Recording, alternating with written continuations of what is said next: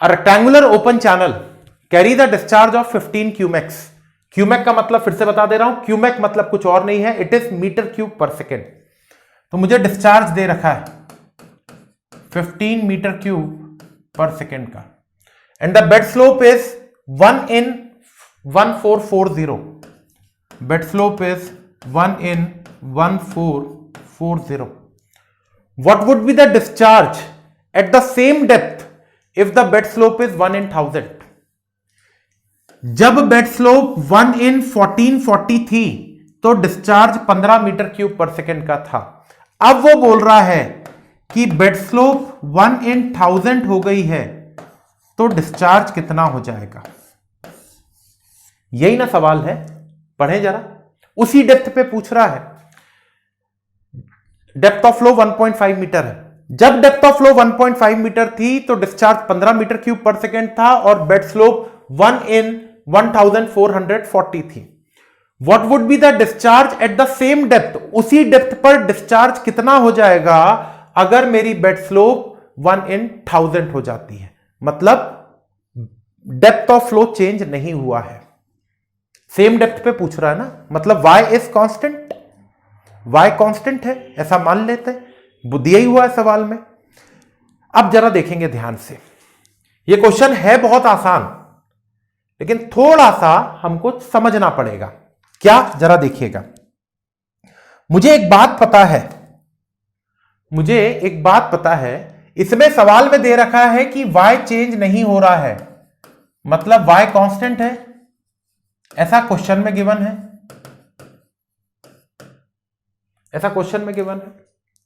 ध्यान से एक बात सुनिएगा।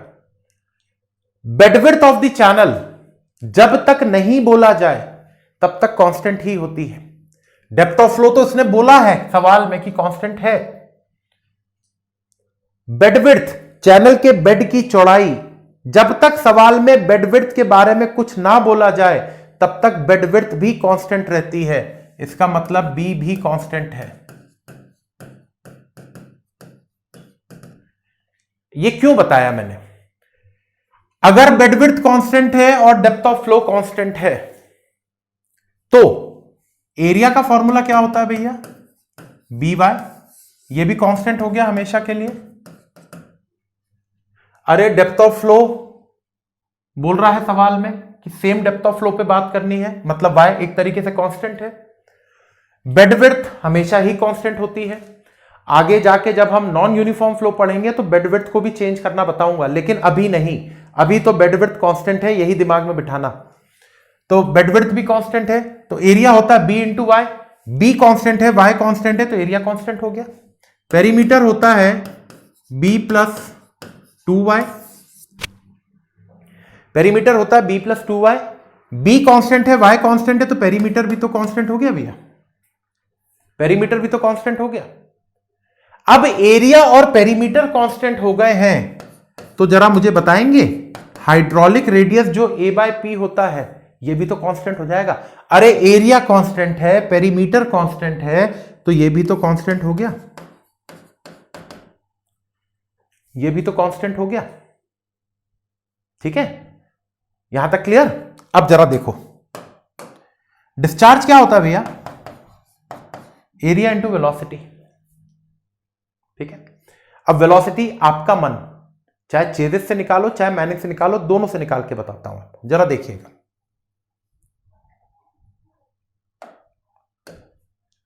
Discharge is equal to area into velocity.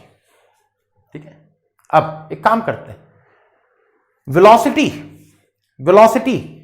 के लिए मैं एक आपको, क्योंकि चेजिस फॉर्मूला भी होता है वेलोसिटी कैलकुलेट करने के लिए, मैनिक्स भी होता है, चलिए पहले मैनिक्स लगा लेते हैं। तो Q is equal to area, velocity क्या होता है 1 by n r raise to power 2/3 s not raise to power half.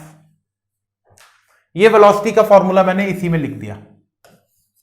अब जरा ध्यान से देखना, एरिया कांस्टेंट है इस क्वेश्चन के लिए, n तो कांस्टेंट होता है, r भी कांस्टेंट आ गया था, r भी तो कांस्टेंट आ गया था।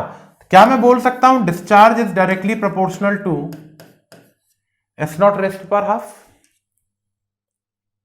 Discharge is directly proportional to S not raise to power half. ये तो मैनिंग से आया। चेजिस से देखें कि ऐसे ही होता है कि कुछ और होगा। चेजिस से भी देख लेते हैं। Discharge is equal to area into velocity.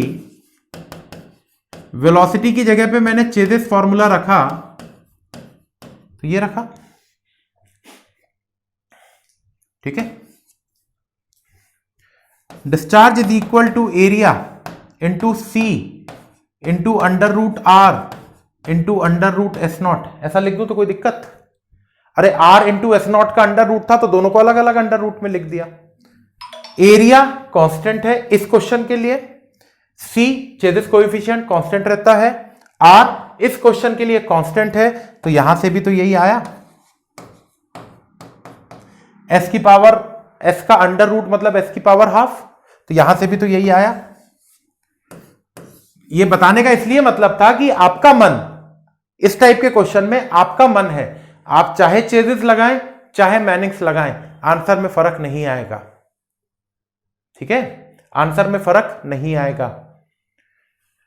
तो discharge is directly proportional to under root of bed slope, ऐसा मुझे दिखा, चाहे चेजिस लगाऊं चाहे मैनिंग्स लगाऊं।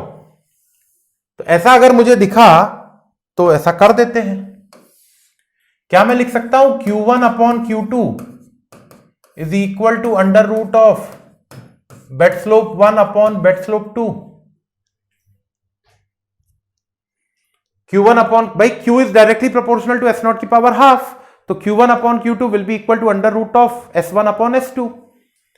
Q1 मुझे दे रखा है 15, Q2 निकालना है, is equal to under root of 1 in 1440 divided by 1 in 1000। निकाल दो, आंसर आ जाएगा। तो 1 in 1440 डिवाइडेड बाय 1 in 1000, इस पूरे का अंडर रूट, तो इस साइड आ रहा है 0.833, 15 अपॉन Q2, तो Q2 is equal to 15 upon 0.833, कहां गया, 15 divided by 0.833, it is 18 meter cube per second. This is my answer. So the discharge will be 18 meter cube per second। बताएं भैया, is it clear to everyone? I hope सभी को clear हो गया होगा, ठीक है। चलिए, तो 18 देख लें भाई, ऑप्शन दे रखा था 18 B option. Clear to everyone? चलिए, आई होप भैया सभी को क्लियर हो रहे हैं सवाल। चलिए अगला सवाल करते हैं। A right angle triangular channel symmetrical in section about vertical carries a discharge of 5 cumecs with a velocity of 1.25 meter per second. What is the approximate value of Froude's number? आपको फ्रॉड्स नंबर की value पूछ रहा है। Right angle rectangular channel है। Right angle दिमाग में आए तो ऐसा मत बना देना भैया, क्योंकि राइट एंगल का मतलब तो अभी तक हमने ऐसे ही पढ़ा है ना। क्वेश्चन को जरा ध्यान से पढ़ें। अ right angle triangular channel symmetrical in section about vertical, vertical में सिमेट्रिकल है, तो ये राइट एंगल रेक्टेंगुलर चैनल कुछ ऐसा दिखेगा। ये एंगल 90 डिग्री का है, ये सिमेट्रिकल है अबाउट वर्टिकल, मतलब ये 45 और ये 45 डिग्री। तो ये राइट एंगल ट्रायंगल, देखो क्वेश्चन पे ध्यान से पढ़िए, right angle triangular channel, no doubt right angle है, मतलब 90 डिग्री है उसका एक angle, which is symmetrical in section about vertical, vertical में सिमेट्रिकल है। इसका मतलब ये जो बीच में लाइन खींची है, दोनों साइड ये मिरर इमेज है एक दूसरे की, मतलब अगर इस एक्सिस के अबाउट इसको पलटाऊंगा ना तो एक के ऊपर एक चला जाएगा, ये ऐसा, ये होता सिमेट्रिकल का मतलब। तो ये राइट एंगल ट्रायंगुलर चैनल है, ये डिस्चार्ज कैरी कर रहा है 5 मीटर क्यूब पर सेकेंड का, और वेलोसिटी ऑफ फ्लो है 1.25 मीटर पर सेकेंड की। आपसे बोल रहा है फ्रॉड्स नंबर निकाल के दो मुझे, है ना। अब जरा देखो ध्यान से, इस राइट एंगल ट्रायंगुलर चैनल को जरा ध्यान से देखना। ट्रायंगुलर चैनल का एरिया पेरीमीटर निकालते बनता है क्या मुझे? बिल्कुल बनता है। लेकिन जिस राइट एंगल चैनल को हमने पढ़ा था, जिस ट्रायंगुलर चैनल को हमने पढ़ा था, जरा ध्यान से देखिएगा, वो चैनल कुछ ये हुआ करता था और उसकी मुझे साइड स्लोप दी जाती थी 1 vertical is to z horizontal की। उसकी साइड स्लोप दी जाती थी ना मुझे, यहां तो नहीं दी गई है साइड स्लोप, लेकिन मुझे यहां पर ये वाला एंगल दे रखा है। टोटल एंगल 90 है, तो इस एंगल को मैं बोल रहा हूं 45 डिग्री, क्योंकि सिमेट्रिकल है ना वर्टिकल एक्सिस के अबाउट। अगर ये 45 है तो क्या मैं ये वाला एंगल कैलकुलेट कर पाऊंगा? थीटा। अगर ये 45 है तो ये थीटा भी तो 45 डिग्री हो जाएगा। अरे ये पूरा 90 है, ये 45 हुआ तो ये 45 हो जाएगा, तो tan थीटा आ जाएगा यहां से मेरे पास, दैट इज 1। tan थीटा 45 है, tan 45 1। याद करिए, जब ट्रेपेजॉइडल और ट्रायंगुलर चैनल मैंने आपको पढ़ाया था और मैंने आपको बोला था कि अगर side slope 1 vertical is to z horizontal के फॉर्म में नहीं दी जा रही है और tan थीटा के फॉर्म में दी जा रही है, तो z निकालने का तरीका क्या बताया था भैया मैंने आपको, कि tan थीटा अगर आपको दिया जा रहा है तो 1/tan थीटा ही z होता था। अरे तो डिराइव करके बताया था मैंने आपको, 1/tan थीटा z के बराबर होता था। tan थीटा 1 आया है तो z की वैल्यू 1 हो जाएगी। मुझे z चाहिए है ना, क्योंकि मेरे फॉर्मूले z के हिसाब से ही बने हुए थे, तो z आ गया मेरे पास। कभी भी दिमाग में याद रख लीजिएगा कि अगर राइट एंगल ट्रायंगुलर चैनल आ रहा है तो आंख मूंद के z को 1 कर देना। अब बताएं जरा एरिया क्या होता है इस चैनल का, इस ट्रायंगुलर चैनल का एरिया कितना होता है, पढ़े हैं ना हमने। ट्रायंगुलर चैनल का एरिया पेरीमीटर निकालने का मैंने एक आसान तरीका बताया था आपको। ट्रेपेजॉइडल चैनल में b की वैल्यू 0 कर दो तो ट्रायंगुलर चैनल के फॉर्मूले बन जाते थे। तो याद करिए, एरिया होता था ZY² का, होता था कि नहीं होता था भैया? पेरीमीटर कितना होता था? 2y √1 + z² का, होता था कि नहीं होता था? लेकिन मुझे y तो नहीं पता सवाल में मुझे y तो दे नहीं रखा है। मत देने दो, क्या ही फर्क पड़ रहा है, निकाल लूंगा मैं y निकाल सकता हूं। कैसे मालूम है? मुझे डिस्चार्ज दे रखा है, वेलोसिटी दे रखा है, ध्यान से देखना, मुझे सवाल में डिस्चार्ज दे रखा है और वेलोसिटी दे रखा है। मुझे एक बात पता है, डिस्चार्ज इक्वल टू होता है एरिया इंटू वेलोसिटी। डिस्चार्ज पता है मुझे 5, एरिया देख लेते हैं क्या आएगा। वेलोसिटी मुझे पता है 1.25, क्या यहां से एरिया निकल जाएगा मेरे पास? 5 divided by 1.25, it is 4 metre square. Velocity is 4 metre square. यहां आ जाओ जरा एरिया के फॉर्मूले में, अभी पेरीमीटर को गायब कर देते हैं अपन। एरिया की वैल्यू कितनी आई है भैया? 4, यहां से इज इक्वल टू z कितना है? 1 इंटू y²। y कितना आ जाएगा भैया? 2 metre. The value of y is 2 metre. बोलो भाई, कोई दिक्कत? y आ गया। y क्यों निकाल रहा हूं मैं? मुझे फ्रॉड्स नंबर पूछ रहा है। फ्रॉड्स नंबर का फॉर्मूला होता क्या है वैसे? Froude's number is equal to velocity upon √of g into dm, यही ना होता है? तो dm क्या होता है? dm होता है area upon top width.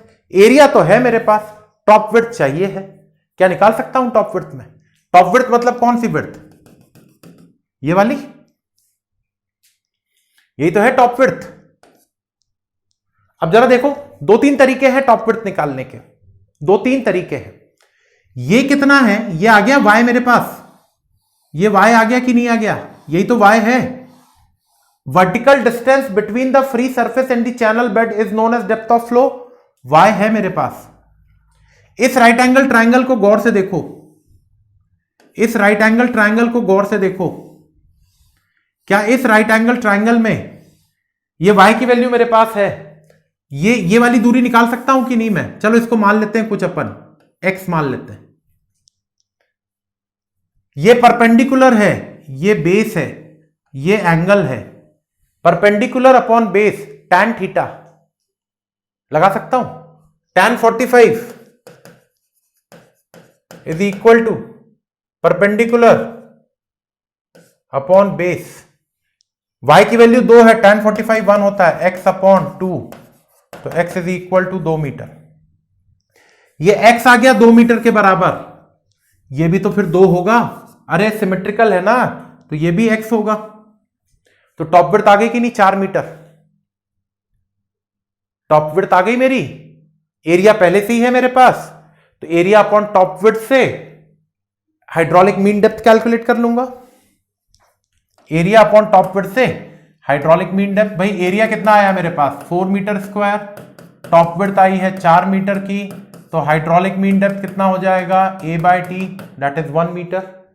Frauds number क्या होता है?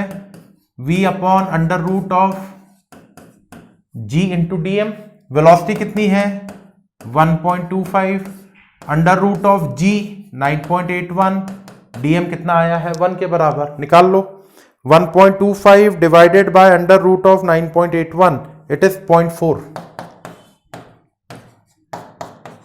This is your answer. ये आंसर आ गया आपका। Froude's number is equal to 0.4। Clear? तो देखें जरा, 0.4 बी ऑप्शन देख लीजिए एक बार। कहीं पर कोई डाउट, कोई समस्या हो तो वापस से चीजों को सोचिए जरा।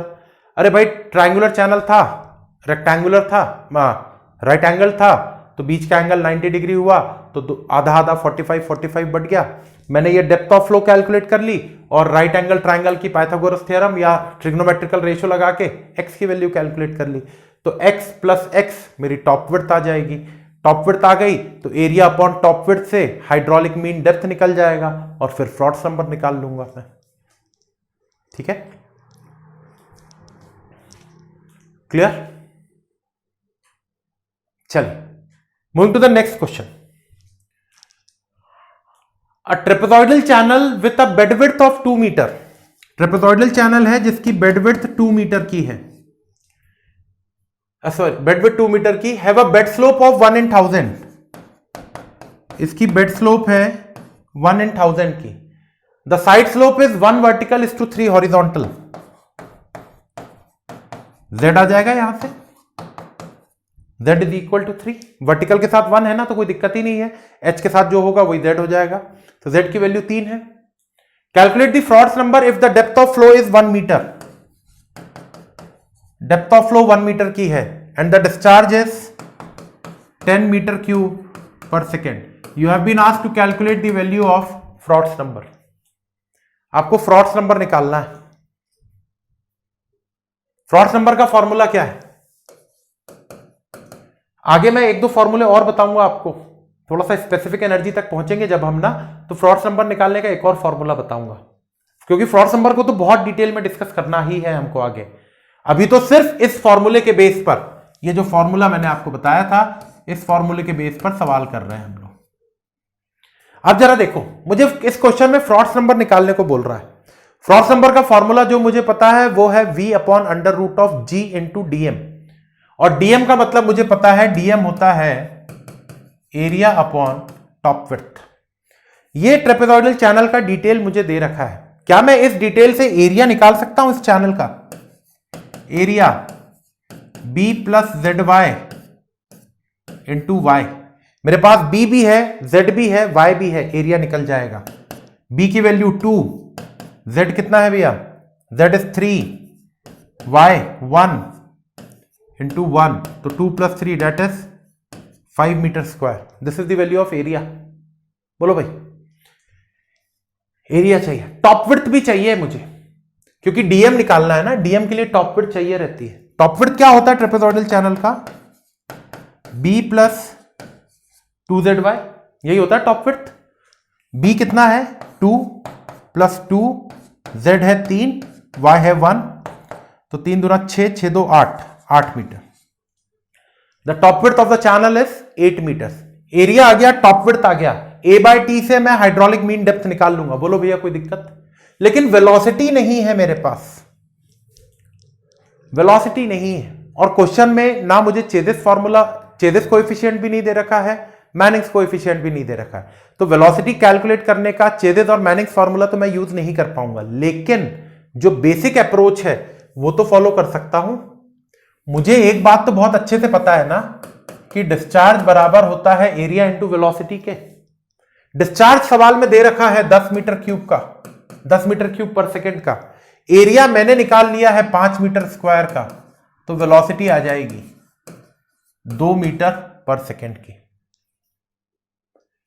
ए और टी की वैल्यू से मेरे पास हाइड्रोलिक मीन डेप्थ की वैल्यू आ जाएगी A/T दैट इज 5/8। 5/8 को भी कर लो सिंप्लीफाई, क्या ही जा रहा है, 0.625। This is the value of hydraulic mean depth. Hydraulic mean depth आ गया, वेलोसिटी आ गया, क्या बचा भैया सवाल में? अब फ्रॉड्स नंबर ही तो निकालना था। V/√G इंटू DM, वेलोसिटी 2 की अपॉन√G 9.81 और DM की वैल्यू है 0.625। तो 0.625 का √, 9.81 इंटू 0.625, इसका √ और ये नीचे डिनोमिनेटर में है into 2, that is 0.807। 0.807 is the value of the Froude's number. 0.8 बोल सकते हो आप, कोई दिक्कत नहीं है। So 0.8 is the value of the Froude's number. बताएं भाई, is it clear to everyone? सभी को क्लियर हो गया होगा आई थिंक। कुछ भी नहीं, फ्रॉड्स नंबर का ये फॉर्मूला आपको याद है। इस फॉर्मूले में वेलोसिटी और डीएम निकालने की मेहनत करनी है बस। Velocity area into discharge is equal to area into velocity से वेलोसिटी निकल गई, और डीएम निकालने के लिए एरिया और टॉप विड्थ निकाली, तो डीएम होता है A/T, तो A/T किया तो मेरे पास डीएम भी आ गया। तो आई होप ये सवाल भी समझ में आ गया होगा, और इसके साथ ही इस अभी फिलहाल में हम यहीं पर हमारी लेक्चर को रोकते हैं। अगले लेक्चर में कुछ नए कंसेप्ट के साथ मिलूंगा मैं आपको, और उन्हीं कंसेप्ट को डिटेल में समझेंगे, और फिर फर्दर हम लोग न्यूमेरिकल्स की प्रैक्टिस करते रहेंगे। यहां तक की बातें आई होप सभी को क्लियर है। अगले लेक्चर में मिलेंगे कुछ नए कंसेप्ट्स के साथ। Thank you.